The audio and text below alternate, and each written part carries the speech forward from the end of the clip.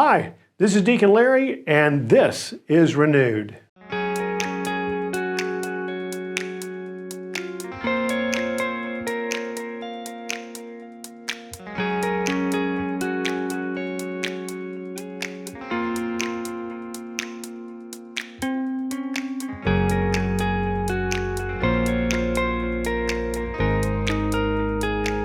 Sisters and brothers, my morning routine is fairly standardized. I get up in the morning, spend a couple of hours reading, praying, followed by reading the paper. And when I read the paper, I've got one goal in mind every day, and that's to find the obituaries.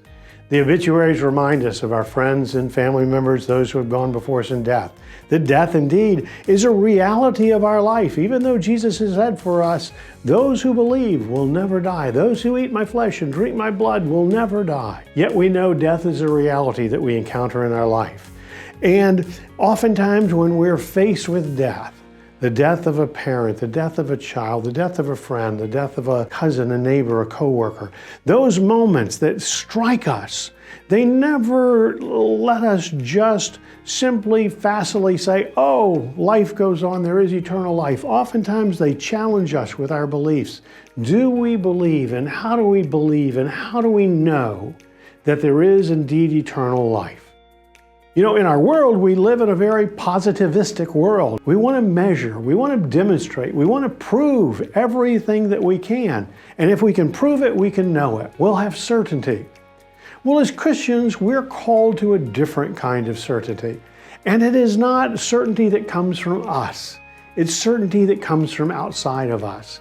It is the certainty of the supernatural gift of faith, the supernatural virtue, the habit of faith, that we receive not because of something we have done, but because God has loved us and has given us this gift so that we may indeed believe His words of promise.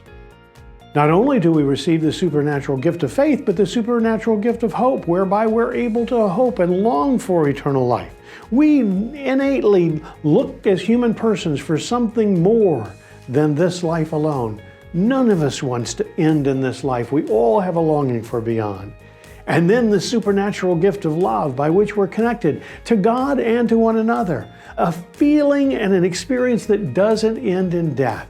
The prayers of the church tell us that these bonds of friendship and affection in this life do not end in death. A reminder for us that indeed what we believe, what we hope, and what we love is indeed true, that there is eternal life.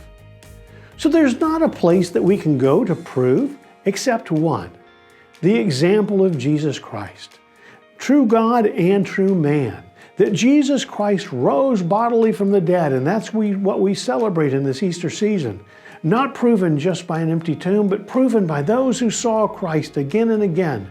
The apostles, Mary Magdalene, the 500 who were at one single appearance that we're told of in the Acts of the Apostles. These are the encounters with the risen Christ. Tell us indeed that there is a life beyond. There's more to the story then of what that life is. Because it's not just a singular gazing at God, and rather our understanding is that life is the communion of saints, the gathering of all who have gone before us in death. Those who are canonized, those who are not canonized, family members, friends, co-workers, neighbors, children, all those loved ones we talked about who have died. That in eternal life what we have is the wonder of being connected. As Pope Francis says of us here on earth, all is connected. Oh, my brothers and sisters, how much more that would be true in heaven, that all indeed is connected. Connected by the love of God for us and for all of us, for one another.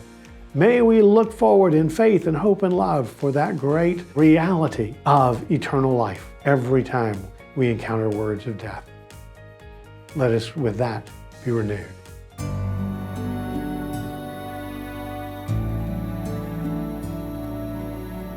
Please like, subscribe, or comment below.